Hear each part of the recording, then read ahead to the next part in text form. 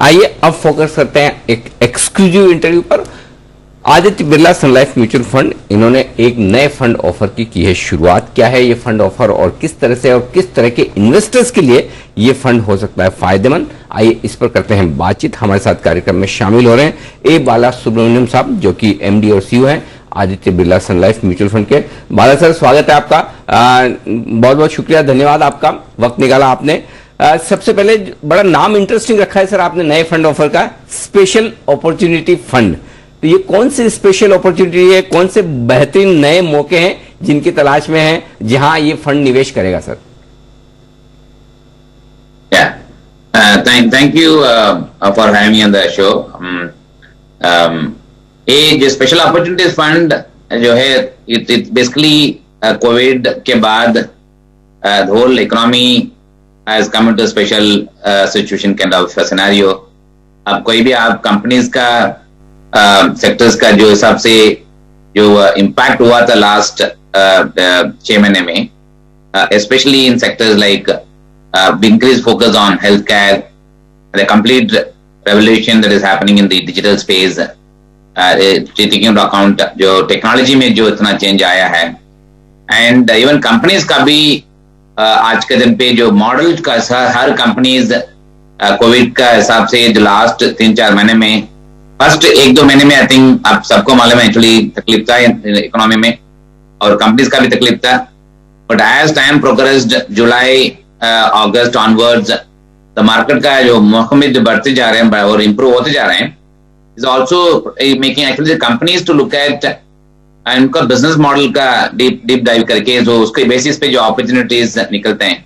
ये फंड, ये special opportunities fund, उसमें जो फंड मैनेजर का काम actually is look at companies जो किस किस का कंपनीज में वैल्यूएशन के हिसाब से अच्छा लगता है। अगर वैल्यूएशन ठीक नहीं है बट बिजनेस का मॉडल जो चेंज हो रहा है एक्चुअली, वो बेसिस पे एक्चुअली फ्यूचर उनको बिजनेस मॉडल ठीक होते जाएंगे, उसकी वजह से शेयर होल्डर्स का पैसा बन सकते हैं। और कंपनीज का एक्चुअली जो वेरियस बेसिस पे जो बिजनेस बनाया हो एक्चुअली इतना साल से, वो कंपनीज को और कैसे वैल्यूएशन क्रिएट कर सकता है, because each business has grown certain size, वो बेसिस पे कंपनी उसको कैसे और बड़ा कर सकते हैं करके I think various opportunities that comes in. ये अपॉर्चुनिटीज हर मार्केट में, कोई भी आप मार्केट में निवेश करते हैं कभी ग्रोथ का देख के कभी इन्वेस्ट करते हैं और वैल्यू का देख के इन्वेस्ट करते हैं। Special opportunities is also another way of investing in the market. ये जो फंड जो बनाया है actually timing of course it just coincide with जो कोविड का टाइम पे लॉन्च कर रहे हैं, बस उतना ही आपको टाइमिंग के साथ से आपको जो लगता है एक्चुअली टाइमिंग ठीक से हो सकता है करके। But the fact of the matter is हर इकोनॉमी आज के दिन पे going to their own tough time, so उसमें आई थिंक कंपनीज को ढूंढ के कंपनीज इन्वेस्ट करके क्या अपने इन्वेस्टर्स के लिए पैसा बना सकते हैं, वो बेसिस पे ये स्पेशल अपॉर्चुनिटीज फंड हम लोग बनाया है। डाइवर्सिफाइड इक्विटी फंड है, मार्केट कैप के हिसाब से कुछ रेस्ट्रिक्शन है नहीं उसमें, और बॉटम अप स्टॉक पिकिंग के हिसाब से जो Aditya Birla Sun Life mutual fund invest करते रहते हैं using our own research, the same process will continue. हर एनालिस्ट जो उनको जिम्मेदारी है वो उनका सेक्टर का संभालने का और सेक्टर का ट्रैक करने का, हर सेक्टर का ये अपॉर्चुनिटीज कैसे दिखते हैं वो बेसिस पे इसमें निवेश करते जाएंगे उसमें। परफेक्ट। अच्छा सर, इंटरेस्टिंग चीज है। पहली चीज तो है कि ये डाइवर्सिफाइड इक्विटी फंड है, तो अब इसमें कुछ ऐसा मिड कैप कितना होगा, स्मॉल कैप कितना होगा, लार्ज कैप कितना होगा, ऐसा कोई रेस्ट्रिक्शन नहीं है? और कितने स्टॉक्स आप आइडियली सोचें कि 20, 30, 40, 50 कितने रखने की सोच रहे हैं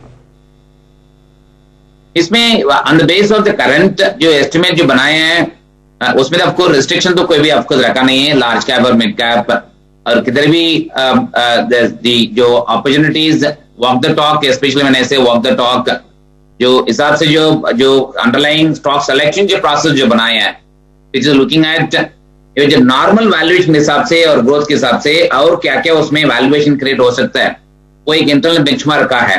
वो बेसिस पे बेंचमार्क में, वो रिसर्च प्रोसेस में अब कोई भी companies whether it is small cap और large cap and mid cap, कोई भी सेक्टर आएंगे उसमें इन्वेस्ट करने के लिए कुछ इसमें कुछ माना नहीं है, but that will be depending upon the money manager. Anil Shah who is managing this fund, उनका ऑलरेडी जिम्मेदारी है to invest in multi cap fund, and उनका ऑलरेडी जिम्मेदारी है to invest in manufacturing as a sector separately as a fund is managing. तो उनका भी जिम्मेदारी ए फंड में to look at companies across market cap. Number of stocks in general, money managers they keep anywhere between 40 to 45 stocks, but the value starts with about 30-35 stocks. But as the opportunity gets better, as you look at जो आपको जो single stock exposure का जो नाम जो रखता है actually, which is not more than 10%, and it's kind of norm that is already there as per SEBI regulation. And single stock generally they keep around 4 to 5% at best case scenario.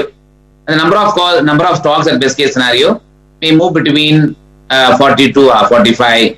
That's the range in which it will move. अच्छा sir, special opportunity है तो आजकल तो opportunity Hindustan के बाहर दिख रही है, वो कहीं फेसबुक, अमेजोन, नेटफ्लिक्स, ये सारे शेयर भाग रहे हैं हमारे से ज्यादा, तो वहां भी आप पैसा लगा सकते हैं? इसमें लगा सकते हैं. As it is if you look at कोई भी म्यूचुअल फंड में किसके पास परमिशन है, 20 up to 25% बाहर पैसा लगा सकता है. ओके, ये फंड में ये प्रोविजन रखा हुआ एक्चुअली, क्योंकि as a fund house as well as mutual fund have been investing in overseas companies. We run on international equity fund, उसमें ऑलरेडी निवेश करके ऑलमोस्ट 10 साल को एक्सपीरियंस भी बनाया actually. And second, as you rightly said, most of the international companies do benefit out of the special opportunities that exist, not just only in their own respective countries in which they are operating. बाहर से भी उनको benefit जो मिलते हैं. I think some of the companies and Dow Jones, I think they benefit a lot by having a business presence in rest of the world. And those opportunities also ये fund में निवेश करने के लिए एक प्रोविजन रखा हुआ actually. But इसका अपना एक्सपीरियंस भी है एक्चुअली. एग्जिस्टिंग फंड्स में our own existing money manager analyst, उनको जो सेक्टर में उनको जो लीडर जो ग्लोबल कंपनीज जो हैं उसमें कैसे अपॉर्चुनिटीज दिखते हैं वो हमेशा देखते रहते हैं. तो ये फंड में we are not restricting ourselves only to Indian companies 100%. Some portion 10 to 15% may also be coming from international companies. Mala sir, एक चीज बताइए, किस तरह के इन्वेस्टर्स के लिए अच्छा है? लॉन्ग टर्म, शॉर्ट टर्म, जो मल्टी कैप में इन्वेस्ट करने वाले हैं, या अलग अलग तरीके वाले, मतलब क्या किसके साथ कंपैरिजन करें और किस तरह के फंड्स, और इसका बेंचमार्क क्या है आपका? इसमें तो benchmark we have taken a wider benchmark, क्योंकि स्पेशल अपॉर्चुनिटीज के लिए देयर इज नो निफ्टी और सेंसेक्स बेंचमार्क में हम कन्वर्ट कर नहीं सकते हैं. इसके लिए जो बेंचमार्क लिया हुआ actually we have taken a benchmark which is represents multi-cap, mid-cap and large-cap kind of indices. But having said that, जो इन्वेस्टर्स का जो हमेशा इक्विटी में इन्वेस्ट करते हैं, आप कोई भी थीमेटिक फंड, ये तो थीमेटिक कैटेगरी, इसमें क्या diversity equity fund no issues, but is a thematic in nature. Whenever invest in equity, आप कोई भी इन्वेस्टर्स के लिए you have to look at the longer period. When I say longer period, it could be as long as possible. इस theme sustainability के हिसाब से देखना चाहिए. स्पेशल अपॉर्चुनिटीज का जो सस्टेनेबल जो है, आप कोई भी आप मार्केट में स्पेशल अपॉर्चुनिटीज हमेशा दिखते रहते हैं. वो कभी कभी वो इन्वेस्टेबल यूनिवर्स कभी बढ़ा रहते हैं. आज के दिन पे as you rightly mention, covid की वजह से इकोनॉमिक स्लोडाउन के हिसाब से शायद अपॉर्चुनिटीज ज्यादा हो सकता है. But as the market gets matured, as your discovery of value happens, उसमें थोड़ा कम हो सकता है. बट फिर भी sustainability of theme is actually longer period. देखो कोई भी आप इन्वेस्ट करते हैं इसमें एटलीस्ट 3 to 5 years का समझ के इन्वेस्ट करना चाहिए. For that matter, any equity investment, the longer the period one gives, the better the return that one can expect, given the fact that market का लॉन्ग टर्म में average के हिसाब से इतना सा ऊपर नीचे होने के बाद भी equity market generally provides greater experience in the long run. When I mean long run, it should be as long as 5 to 7 years, 10 years kind of things.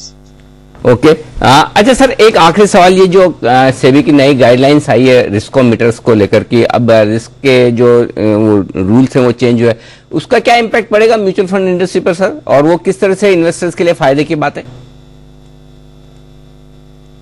इसमें एक ये जो रिस्कोमीटर जो इंडस्ट्री ने पहले बनाया था, we are puts in the form of colour code earlier, so उसको चेंज करके जो रिस्कोमीटर बनाया, इट क्लियरली डिफरेंशिएट आप कोई भी फंड्स का जो रिस्क जो इसको उसका अंदर मिला हुआ एक्चुअली, स्पेशली पोर्टफोलियो में जो रिस्क जो दिखते हैं उसका कैसे रिफ्लेक्ट कैसे करना है from a common investors point of view.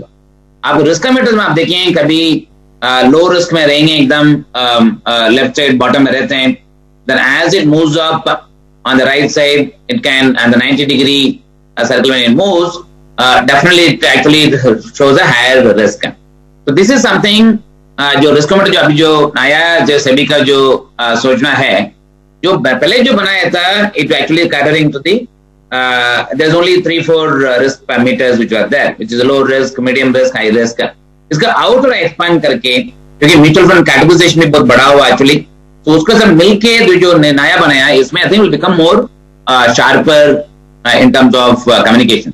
इसमें इन्वेस्टर्स का फायदा हो सकता है, क्योंकि जो रिस्क मीटर देख के आप कोई भी आप फंड में आपको कितना रिस्क उसमें इन्वॉल्व हो सकता है, वो बेसिस पे आपके कितना एलोकेशन ले सकता है और कितना रिस्क भी ले सकता है, एंड वो समझ के कर सकता है. जो नया जो सेबी का जो प्रपोजल है, it is to make the existing risk meter more robust, and this they have done it. ये अपना इंडस्ट्री में एक हमेशा फायदा होता है that after every market ups and downs, जो इन्वेस्टर्स का कैसे उनको जानकारी कैसे बढ़ाना है, वो बेस में इंप्रूव करते जाते हैं.